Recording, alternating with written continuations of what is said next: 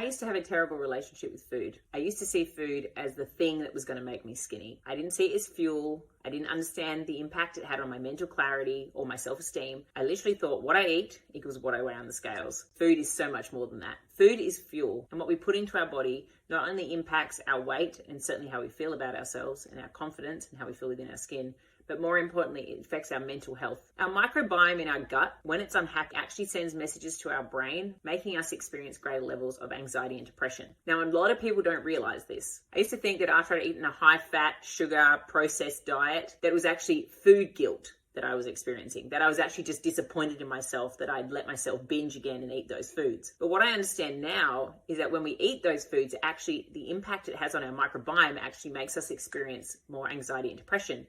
And so it drops our mental and emotional state. So it's not about our self-esteem dropping as a result of the foods we've eaten. It's actually our gut communicating with our brain that something's wrong and we need to do something to change it or make adjustments because our body's needs are not being met. So when you're making good food choices and you feel like you've got great mental clarity, you've got plenty of energy and you feel really motivated, that's because your microbiome's actually happy. And then as a result, your body needs are being met. And so your brain is happy. Of course, our self-esteem is often linked to our ability to work in alignment with our goals. And so we feel proud of ourselves for the food choices that we're making. But the food choices we actually make affect our mental state massively. So the big problem that most women face is that when they get really stressed, our body craves carbs and sugar. And so of course, then you eat the carbs and sugar, which creates more stress in the body because it upsets the microbiome in the gut. And then you get into this perpetuating cycle where you're constantly wanting to crave poor foods because you're stressed and overwhelmed. You have low self-esteem, your mental state has dropped, and so you could continue to make poor choices. It's like the chicken and the egg. One has to come before the other. We don't know which one. At some point in there, you have to make a decision about improving your diet so you can remove yourself from that stress state.